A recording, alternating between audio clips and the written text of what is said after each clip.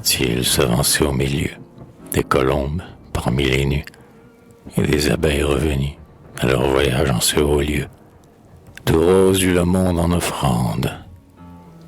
Mais cette fois le conquérant, au monde même indifférent, trouve enfin que la terre est grande, assez, puisqu'il a retrouvé rose et son doux sourire, et, tel que je l'ai pu décrire, le castel qu'il avait rêvé. Et comme il déposait son glaive, en s'agenouillant sur le seuil, Rose s'en vient lui faire accueil de ses deux bras et le relève.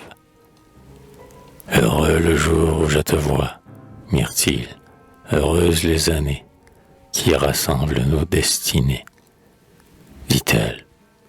Et le son de sa voix, limpide comme une fontaine, et frais comme les belles eaux où viennent boire les oiseaux après une course lointaine. Heureux le songe où je t'ai vu, et ô, compagne dévouée, de son retour, soyez loués, abeilles, pour avoir pourvu de tant d'honneur son beau courage, et pour me l'avoir amené au lieu où notre amour est né, dans le premier temps de notre âge. Cher époux, tu m'es donc rendu, mais je n'ai que joie à t'attendre, puisque j'étais d'un cœur plus tendre, en toute assurance attendue. Et cette assurance était-elle, et me faisait vivre si fort, que j'eusse attendu sans effort, jusqu'à devenir immortel. Non, non, les ans n'ont apporté à notre amour aucun dommage. Amour a toujours le même âge, et t'ai-je seulement quitté?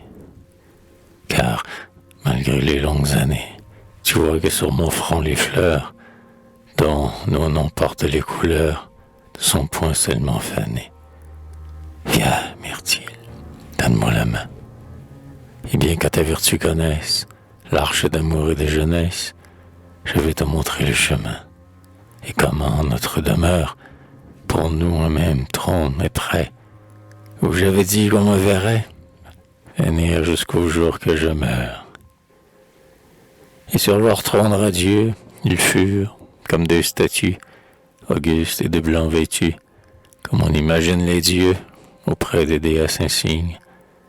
Et leurs cheveux, en s'argentant, étaient devenus blancs autant que les colombes et les cygnes. Car, puisqu'il faut vous dire tout, en un mot, sachez, je vous prie, bien qu'un miracle de féerie eût été bien mieux de mon goût, que l'âge en cette conjoncture avait de même, paraît-il, rendu rose et myrtille, aussi vieux qu'était la nature. Ah, que s'il m'eût été permis, ainsi qu'aux poètes antiques, de créer des dieux authentiques, je les eusse en un temple mis, parmi les plus touchants exemples d'amour et de fidélité, chacun contre l'autre à côté,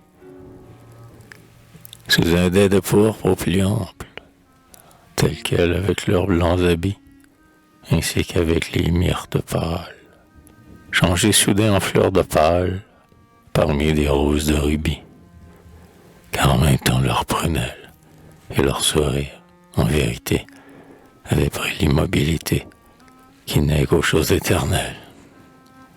De cela, vous ne doutez pas, comme il apparaît, ce me semble, qu'ils étaient réunis ensemble et passés de vie à trépas, dans le petit castel de cire qui devint ainsi leur tombeau, et leur sort m'apparut si beau qu'il m'a plu de vous le décrire.